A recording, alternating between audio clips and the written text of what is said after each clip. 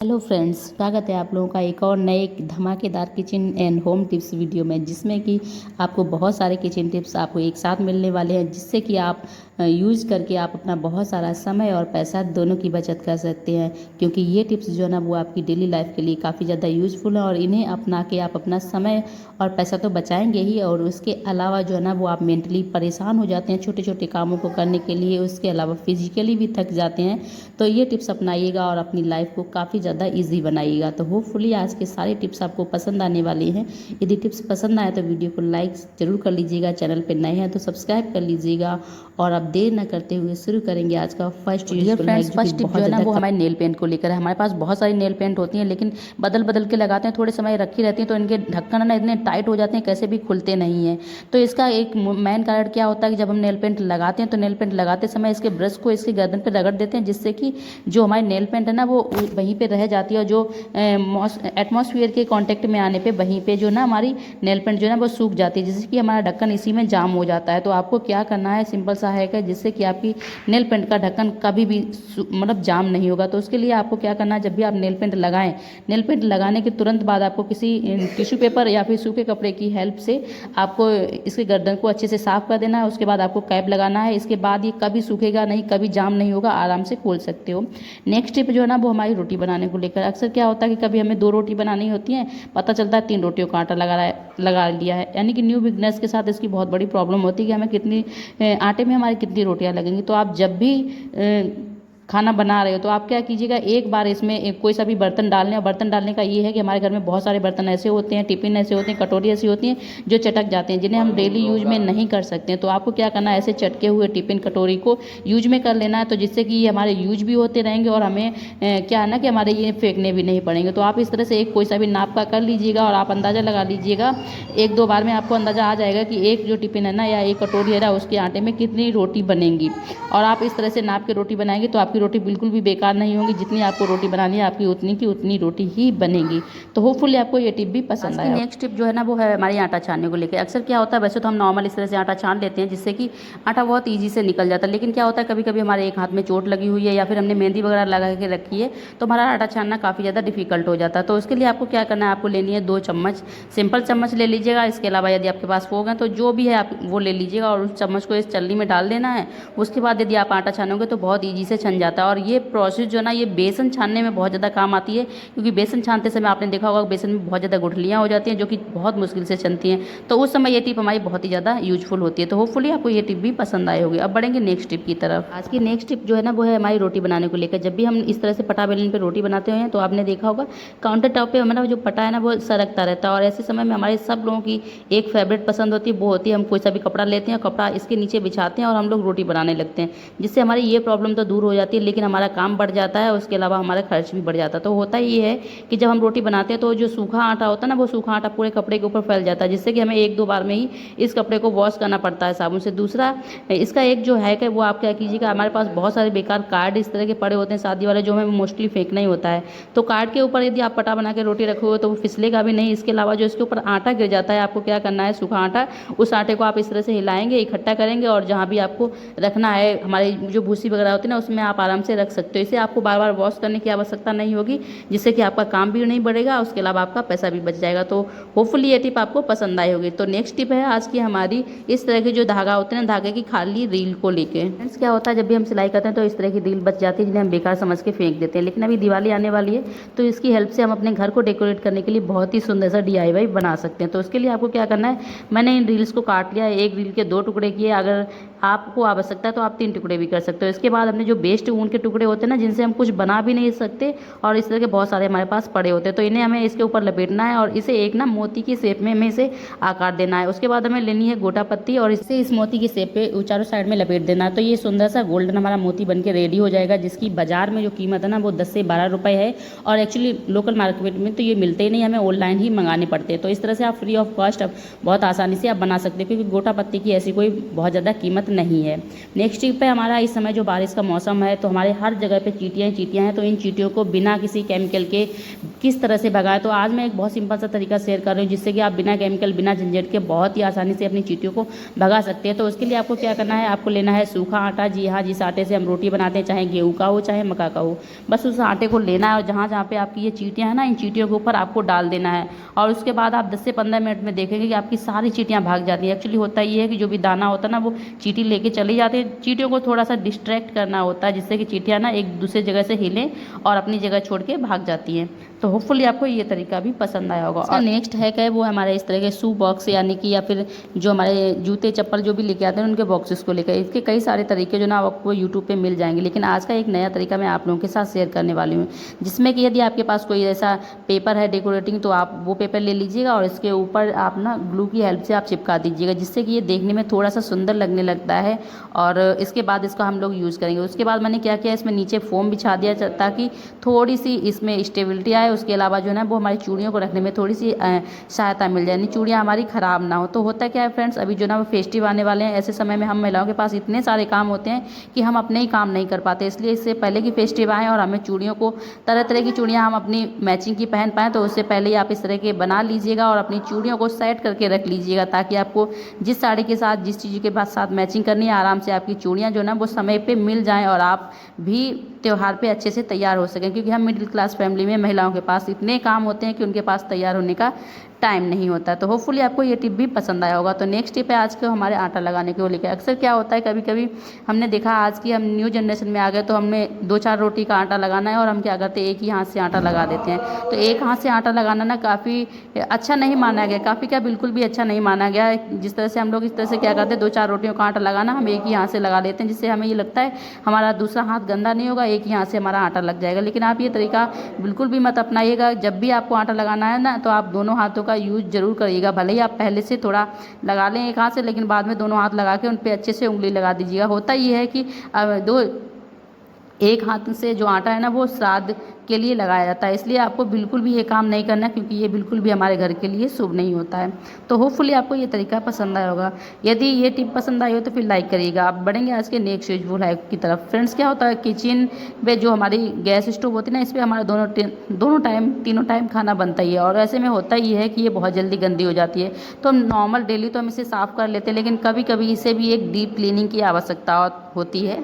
तो जब हम इसकी डीप क्लीनिंग करते हैं तो क्या होता है ना, कि इसे हम अच्छे से साबुन वगैरह लगा के ब्रश से ऐसे साफ़ कर देते हैं, जिससे कि इसमें जो भी गंदगी वगैरह होती है वो निकल जाती है। लेकिन जैसे ही हम इसमें पानी डालते हैं तो आपने देखा होगा कि इसके बर्नर में पानी भर जाता है, और एक बार यदि बर्नर में पानी भर जाए तो क्या होता है, हमारा बर्नर जाम हो जाता है, जिससे हमारी गैस वेस्ट होने लगती है, उसके छेद बंद हो जाते हैं। इसके अलावा अंदर भी पानी चला जाता है। तो आपको क्या करना है, आपके पास इस तरह की जो पानी की बोतल होती हैं, जो बेकार पड़ी बोतल है ना, उनका यूज करना है। आपको किसी भी बोतल को लेना है, उसके 2 कट कर लेने हैं और दोनों जो बर्नर है ना, उनके ऊपर आपको इस तरह से लगा देना है, और जिससे कि हमारा जो बर्नर है ना, उसमें बिल्कुल भी पानी नहीं जाएगा। यदि बोतल नहीं जाती तो नीचे से आपको हल्का सा कट कर देना है, बोतल आराम से चली जाएगी। उसके बाद आप चाहे कितना भी पानी डालें, आपकी गैस बेकार नहीं होगी, यानी कि आपकी जो बर्नर है ना, उनमें पानी नहीं भरेगा, और आपकी गैस से जो आपका खर्चा होने वाला, यानी कि आपका जो बेकार गैस जाने वाली थी, वो बच जाएगी। क्योंकि जब छेद बंद हो जाते हैं तो आपकी गैस निकलती तो है, लेकिन वो जलती नहीं है। वो उतनी जो गैस होती है ना, वो हमारी वेस्ट ही जाती है। तो होपफुली आपको ये टिप भी पसंद आया होगा। नेक्स्ट टिप है हमारी पटा बेलन को लेकर। अक्सर अभी जो ना फेस्टिव सीजन चल रहा है, कभी शादी किसी के घर में, किसी घर में एंगेजमेंट, तो ऐसे में क्या होता है, जब बहुत सारे लोगों का खाना बनता है तो लोग पटा बेलन मांग के ले जाते हैं। और बेलन स्पेशली एक ऐसी चीज़ है ना, जो सेम एक जैसे ही बेलन होते हैं, हमें पहचान करना काफ़ी ज़्यादा मुश्किल होता है। ऐसे में हमारे बदल जाते हैं, या फिर कोई चालाक होता है तो वो नए अच्छे बेलन देख के ले जाता है। तो आपको क्या करना है, आपकी खुएँ ना, यानी कि या फिर आपके क्या होता है ना, किसी से एक्सचेंज ना हो, तो आपको क्या करना है, आपको लेना है नेल पेंट, और नेल पेंट को बेलन के ऊपर इस तरह से लगा देनी है, जिससे कि कोई भी यदि इसे वॉश भी करना चाहे ना, तो वॉश भी ना कर सके। क्योंकि यहाँ पे यदि जो दराज होती है ना, दराज में नेल पेंट भर जाती है, उसके बाद वो नेल पेंट बाहर नहीं निकलती है। तो आप इस तरह से अपने पटा बेलन की आराम से पहचान कर सकते हो। और ये तरीका आप अपने घर में बच्चों के कप यदि अलग अलग करना चाहते हो ना, तो उनके ऊपर भी लेटर्स बना के कर सकते हो, जिससे कि आपके बच्चे भी आपस में नहीं लड़ेंगे। तो होपफुली आपको ये तरीका भी पसंद आया होगा। आज की नेक्स्ट टिप है इस तरह के हमारे कंटेनर को लेकर। अक्सर क्या होता है, इस तरह के जो कंटेनर होते हैं ना, ये एयर टाइट नहीं होते, तो इसमें कोई भी चीज़ रखते हैं तो जो बहुत जल्दी ख़राब हो जाती है, क्योंकि अभी बारिश का मौसम है तो ऐसे में तो बहुत ही जल्दी ख़राब होती है। तो हम क्या करें जिससे कि हमारा ये ढक्कन जो है ना वो एयर टाइट हो जाए, यानी कि कंटेनर एयर टाइट हो जाए। तो पहला तो ये है, जब भी इसमें कोई भी चीज़ रखें तो आप उसे पॉलीथीन में बांध के रखिएगा, जिससे कि इसमें एयर कम जाएगी। उसके अलावा आपको क्या करना है, आपके पास यदि इस तरह की पन्नी पड़ी है, वैसे तो पन्नी की हम लोग DIY कर लेते हैं, लेकिन इस तरह की फटी हुई पन्नी तो हम लोग स्पेशली फेंक ही देते हैं। तो आपको यही वाली पन्नी लेनी है जो फटी हुई है, और अच्छी वाली को आप यूज कर सकते हो। उसके बाद आपको क्या करना है, इस पन्नी को लगाना है डिब्बे के ऊपर, उसके बाद आपको उसके ऊपर से ढक्कन लगा देना है। और यदि आप ऐसे ही रखना चाहते हो तो ऐसे ही रख सकते हो। उसके अलावा यदि आप काटना चाहते हो तो आप इस तरह से काट दीजिए। काटेंगे तो ये थोड़ी सी और भी अच्छी दिखने लगेगी। और इसके बाद आपका जो ढक्कन है ना वो एकदम से एयर टाइट हो गया। अब इसमें बिल्कुल भी नमी जाने के चांसेस नहीं रहेंगे, और आपकी जो चीज़ें हैं ना वो बिल्कुल सुरक्षित रहेंगी, ख़राब नहीं होंगी। तो होपफुली आपको ये तरीका भी पसंद आया होगा। और अब बढ़ेंगे नेक्स्ट टिप की तरफ। तो नेक्स्ट टिप है हमारी इस तरह की बेड शीट, चादर, इनको लेकर। अक्सर क्या होता है, जब ये गंदे हो जाते हैं हम इन्हें वॉश करना चाहते हैं, लेकिन हाथ से वॉश करने में इनकी गंदगी नहीं निकलती, क्योंकि ये बहुत ज़्यादा भारी होते हैं, तो इन्हें हमें ब्रश लगाना ही पड़ता है।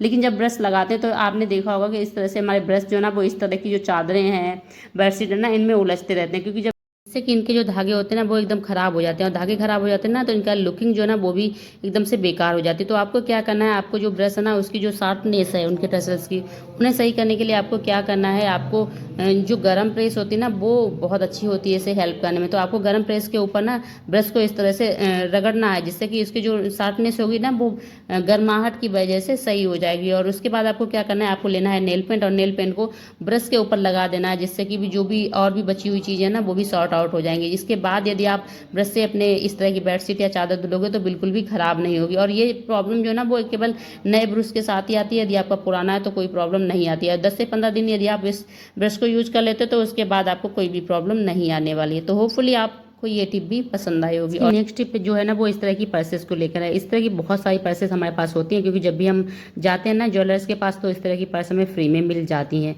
तो मैं इसका एड्रेस इसलिए छिपा रही हूँ क्योंकि किसी की पर्सनल चीज़ जो है ना वो हमें नहीं शो करनी चाहिए। तो इनका हम आज एक बहुत ही बढ़िया सा यूज़ बताने वाले हैं। उसके लिए आपको इसके ऊपर लगा देना है टेप।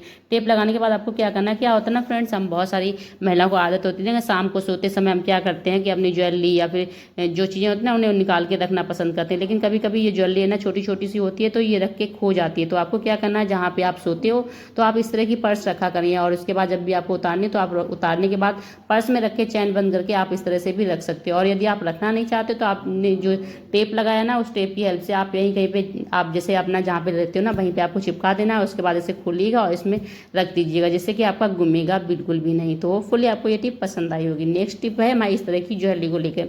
देखो, चाहे ज्वेलरी हमारी मार्केट वाली हो यानी कि या फिर ऑक्सीडाइड हो या फिर इस तरह के जो होते हैं ना, इनमें जरूर लोहे के कुछ ना कुछ कड़ होते हैं जिसकी वजह से एकदम काले काले से हो जाते हैं। इसके अलावा जो हमारे इस तरह के पिन होते हैं, जो हमारे पैचेस होते हैं लगाने वाले, इन पे भी बहुत ज़्यादा एकदम काले काले से हो जाते हैं और ये काफ़ी महंगे आते हैं। तो हम इन्हें कैसे सेव करें, ये लंबे समय तक हमारे सुरक्षित रह सकें, क्योंकि ये ख़राब होने की इनकी सबसे बड़ी वजह जो होती है ना वो होती है नमी। और नमी को किस तरह से हटाएं, तो इसके लिए बहुत सिंपल सा है कि आपको लेनी है कॉटन, और कोई सा भी बड़ा सा बॉक्स इस हिसाब से लीजिए जिस हिसाब से आपकी ज्वेलरी है। और इसके बाद पूरे बॉक्स में आपको अच्छे से नीचे कॉटन को बिछा लेना। कॉटन क्या होता है ना, कॉटन नमी को अपने अंदर ऑब्जॉर्व कर लेता है और ये आपकी ज्वेलरी तक नमी को बिल्कुल भी पहुंचने नहीं देगा। तो इसके बाद मैंने जो भी ऑक्सीडाइड ज्वेलरी है, आर्टिफिशियल है ना, ये मैंने सारी इसी में रख दी है।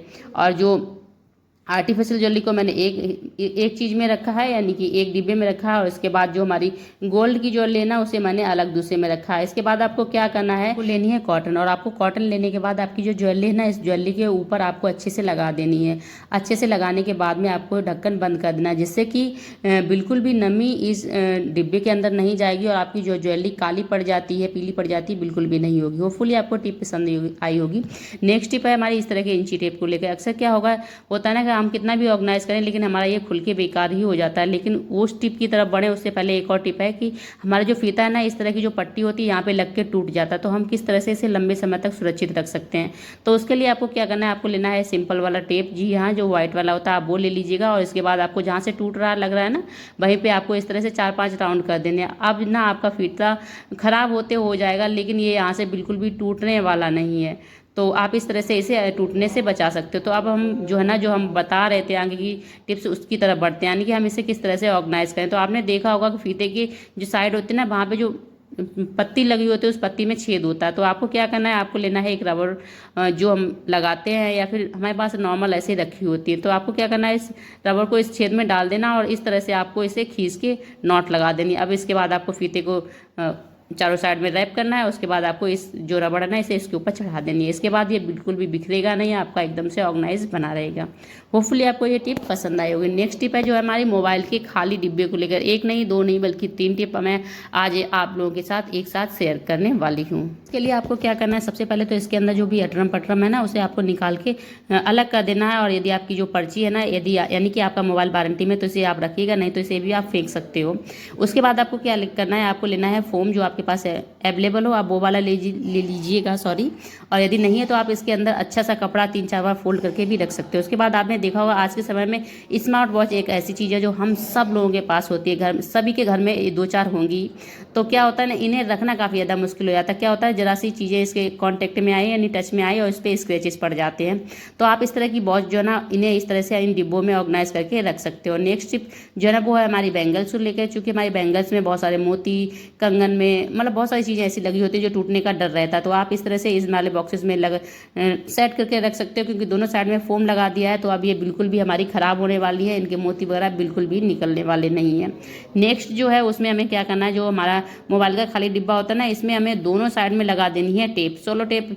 यदि आपके पास डबल टेप है अब तो डबल टेप आप लगा सकते हो, यदि नहीं है तो आप सिंपल टेप को इस तरह से डबल फोल्ड करके आप इस तरह से लगा दीजिएगा। और उसके बाद आप ऊपर से हल्की सी टेप लगा के इसे आप सेट कर दीजिएगा, जिससे कि आप बिल्कुल भी ये उखड़ेगा नहीं और आप जिस तरह से डबल टेप की तरह से इसे यूज करना चाहते हैं ना आप उसी तरह से कर सकते हो। तो मैंने अभी दोनों साइड में लगा दिया। अभी होता क्या है कि हमारे पास बहुत सारे धागे ऐसे होते हैं जिन्हें हमें जो चाहिए लेकिन हमें वो नहीं मिलता है, क्योंकि हमारे डिब्बे में बहुत सारे भरे होते हैं और एक चाहिए तो पूरा डिब्बा ही पलटना पड़ता है। तो आपको क्या करना है कि आपको जो हमने टेप लगाया ना इसके ऊपर इस तरह से आपको सेट कर देना है। और यदि आपने डबल टेप लगाया ना तो आपके खड़े खड़े ही सेट हो जाते हैं। और यदि आपके पास नॉर्मल मेरे जैसा टेप है तो आपको इस तरह से बेड़ी करके लगाने, और आपको जो भी चाहिए आपको बहुत ईजी से मिल जाएगा। और साइड में जो जगह है ना उस हिसाब से ही आप इसमें और भी एडजस्ट कर सकते हो। तो मैंने खड़े होकर लगाया है। अब इसके बाद इसका जो है ना वो ढक्कन ऊपर से लगा देंगे, तो आपको जो भी धागा चाहिए आप समय पे वही धागा आपको मिल जाएगा। तो होपफुली आपको ये टिप भी पसंद आया होगा, और टिप पसंद आया हो तो फिर वीडियो को लाइक कर दीजिएगा। और अब मिलेंगे आपको अपने नेक्स्ट वीडियो में, तब तक के लिए bye bye, love you all, take care.